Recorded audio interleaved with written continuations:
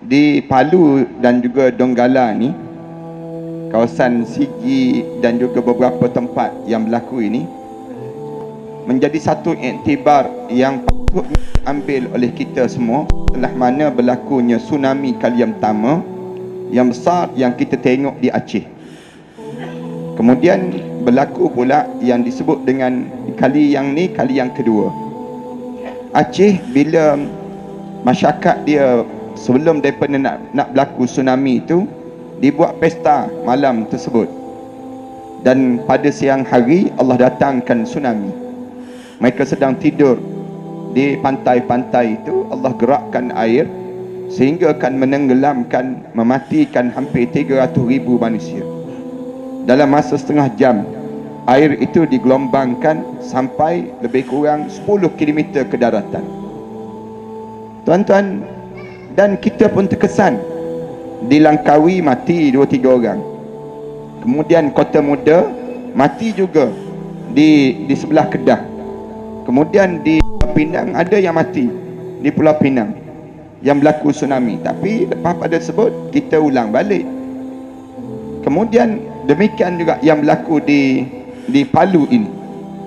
Di Palu ini Allah jadikan kematian yang yang ana sendiri tak pernah terfikir dalam pemikiran kita berlaku keadaan sebegini. Tak terfikir dalam diri kita keadaan itu, dan orang Palu sendiri pun tak terfikir yang mereka akan kena keadaan yang sedemikian rupa. Kerana keadaan yang berlaku ini ditegur oleh alim ulama banyak kali. Alim ulama tegur. Di antara teguran ialah no money yang mereka lakukan itu. Nomani yang mereka buat ni ialah pemujaan pantai. Mereka buat dan mereka hidupkan pesta tersebut bila pembesar dia lawan pandangan alim ulama. Alim ulama kata jangan buat pesta ni syirik. Pesta syirik ni pesta di mana mereka ni sembelih, bukan sembelih, mereka godok lembu kemudian campak dalam laut dan diberi sembahan makanan kepada dalam laut itu sendiri. Mereka mula hidupkan balik festival ini pada tahun 2016 mereka hidup. Dulu mereka dah buat, kemudian dibuat satu upacara rasmi dan dimasukkan dalam kalender lawatan Indonesia. Maknanya tourism Indonesia buat benda demikian. Kali yang pertama mereka buat, Allah jadikan hujan lebat. Waktu mana tahun 2016 Allah jadikan hujan lebat, tegur pada mereka ini. Tapi mereka tak dengar. Mereka ulang lagi.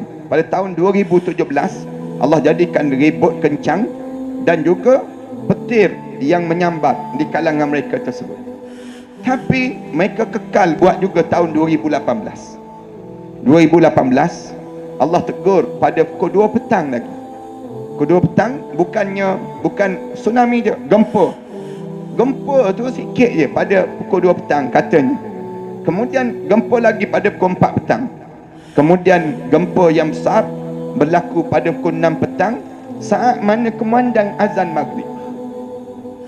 Kumandang azan maghrib, Bilal yang mengalunkan azan itu, saya berjumpa tempat yang berlaku ini.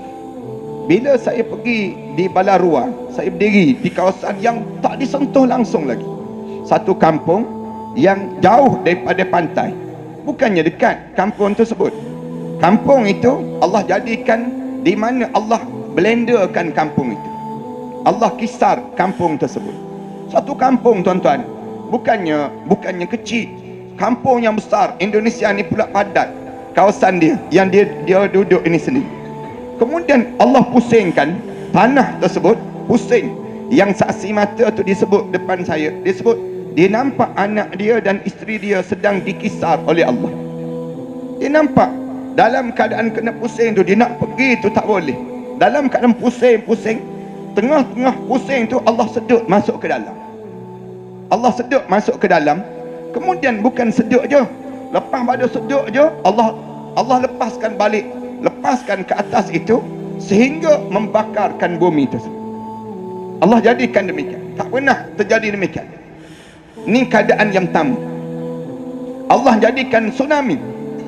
Tsunami ni jarak dengan kampung Balarua itu jarak lebih kurang, kalau kita naik kenderaan lebih kurang setengah jam ataupun 45 minit. Maknanya jauh. Tsunami itu pula Allah gerakkan air. Lajunya air ini dalam keadaan kelajuan 800 km sejam. Air sama laju dengan kapal terbang. Yang diukur tak pernah demikian. Laju gempuh manusia yang berada di pantai itu. Saksi pantai bagi tahu kepada saya, waktu mana azan maghrib, orang yang pergi sembahyang maghrib di saat itu 4 orang saja. 4 orang saja. Ini saksi mata sebut ni bagi tahu. 4 orang sembahyang maghrib. Kemudian dalam keadaan sembahyang maghrib 4 orang, selebihnya berada dekat pantai. Kerana setengah jam lagi akan diupacarakan perasmian pesta Nomani ini sendiri.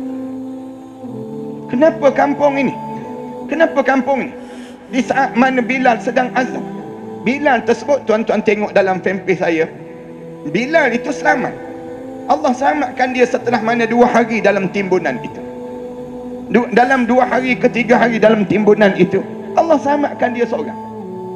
Dalam keadaan yang sedemikian rupa, Bilal, bila dia keluar tu, dia gosok-gosok pakaian, dia bertasbih, dan disebut waktu mana dia berada dalam timbunan itu sama 2 hari, hanya makanan dia satu saja, zikir pada Allah, la ilaha illa anta subhanaka inni kuntu minaz zalimin.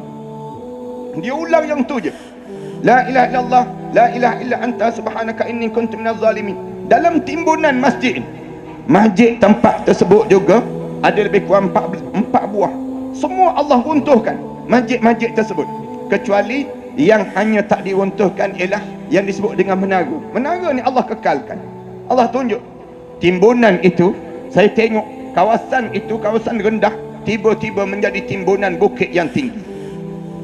Bukit yang tinggi.